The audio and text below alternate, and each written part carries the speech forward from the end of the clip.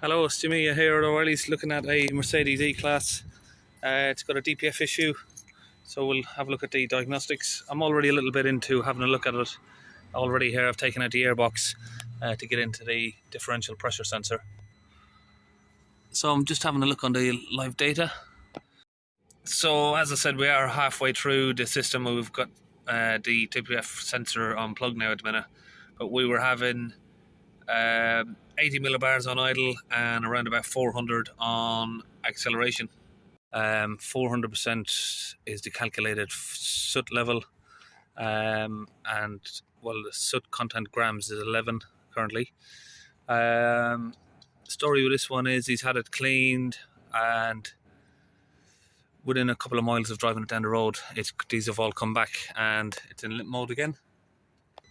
So on these Mercedes, they have a common problem with the pressure sensor failing, giving wrong readings, and then that can trigger off the DPF being full when it actually isn't. So we're just going to test the DPF pressure sensor to see if the readings are accurate. So just connect up a pressure gauge here. I've got a midi-vac. So what I'm going to do with the midi-vac is increase the pressure on here, and then that should match with the live data on the diagnostic machine there. So you can see you've got 510, zero pressure there. As we're increasing, we should get it match exactly the same as what we're reading on there. 340. So if we go to 50 on here, which is 500, round about there, got an exact match on there. So we can release the pressure. So I'm going to connect up my DPF cleaning hose into the DPF pressure sensor hose here. And I'm using this Launch DPF particle filter cleaning fluid. And this goes with a 50-50% mix of water and the fluid. Now we've got that connected up, we just squeeze the trigger, get it in. That'll just squeeze all the way down the tube, directly through the DPF pressure sensor, which then goes into the DPF.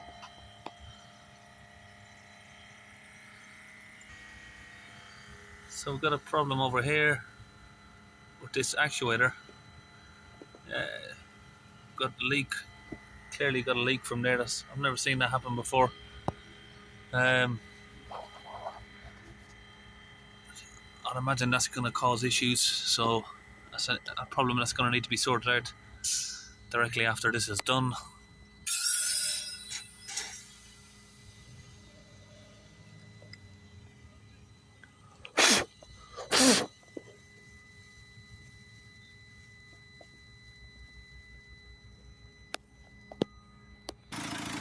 So I'm going to start the engine now and we'll run the rest through.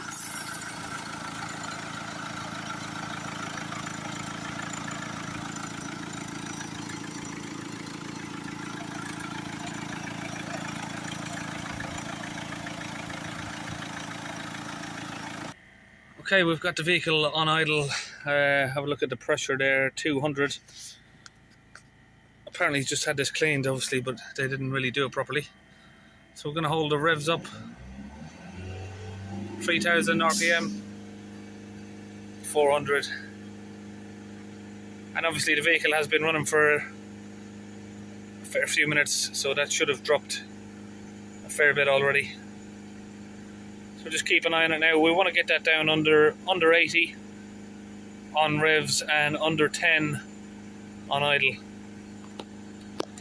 So we're looking at this one here.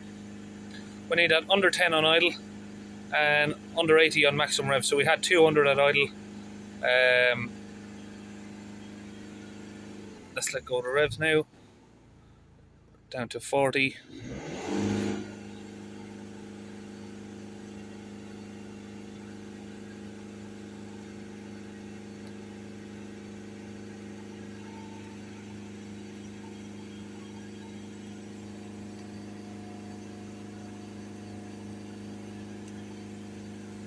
So when the engine was cold, we had this was around about 250 and it was fluctuating between 50 to 70 on idle.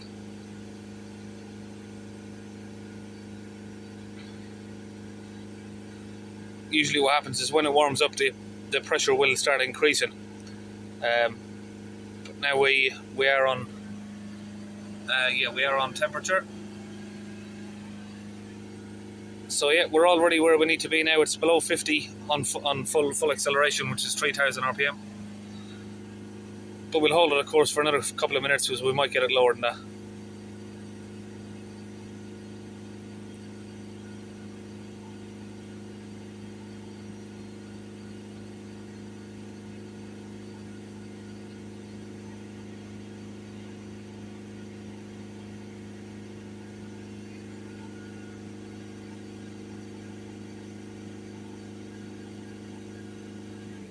Let's let it idle now.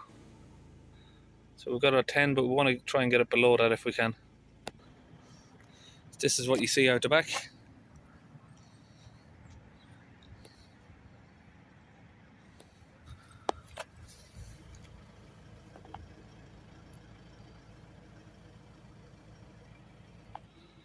Okay, so what we need to do now is go in and reset this calculation. This is just calculations here to 400% because of the pressure. It reads how high the pressure is, and then it'll calculate the percentage of this fill level according to the pressure. So if you've got high pressure, that's going to keep gradually filling up until it gets to 400%, which is the maximum.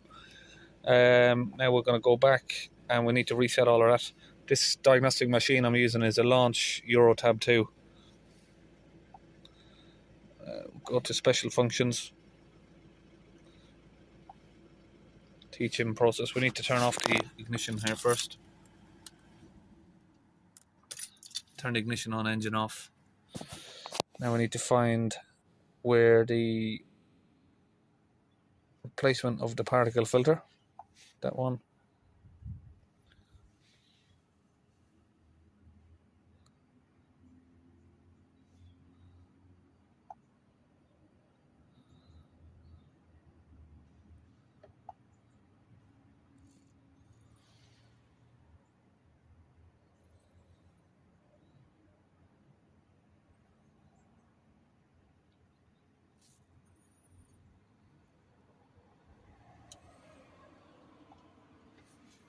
So that's done.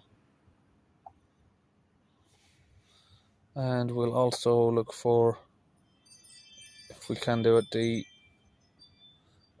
should have read that properly. Maybe sometimes on these, this is a pretty new computer to me, or diagnostic scan tool, but sometimes they'll reset on these Mercedes. They reset all of the different parameters at the same time. But if we can see just the differential pressure sensor, we'll reset that as well. We'll reset that as well for the air filter.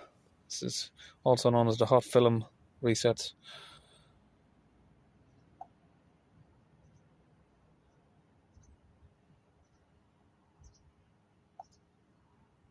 That's done. So we've got the particle filter, air filter, control unit, intake valve, injector. So that should be all of it. Now we go back to the data stream again.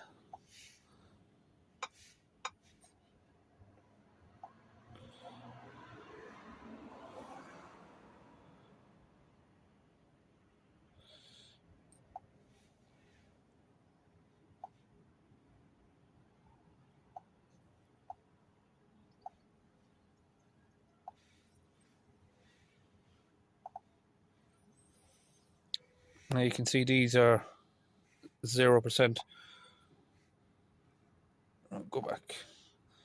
0%. These are just calculations, as I said before. And we'll switch that to HPA there, which is millibars, same thing. That's just a unit that I'm more familiar with. So we've got that on 10, everything's on 0. And now we just need to switch off the engine and turn off the engine management light, reset that code. So it's going to have a few other codes because obviously I've got stuff unplugged. I've got the air mass meter unplugged, and I did unplug all of these pressure sensors here, but the only code that we had was P246309. So before I reset the codes, I'm obviously going to have to put all of this back together, put all of the plugs back in, otherwise it's gonna trigger off all of these faults. Okay, so we've put everything back together. Now we can go inside and clear the engine codes.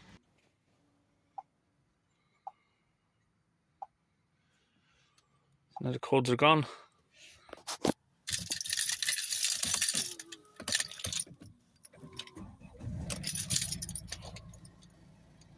Engine light's gone now.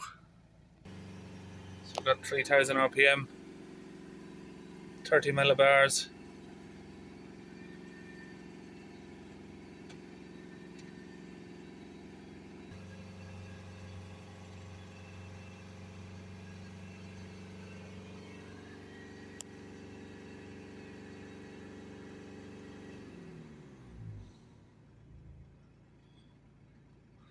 We've still got 10 on idle. And you can see now we can get full revs.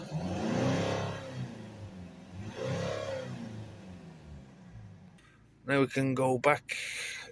We need to go back into the ECM there and just read the codes.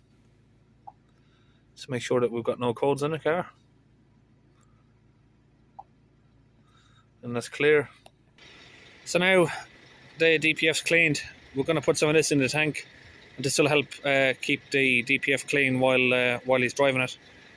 Any remaining soot that's left in the intake, it'll help burn it off.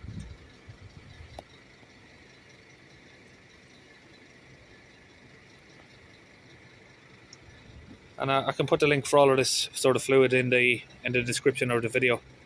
You can buy that on the Launch website.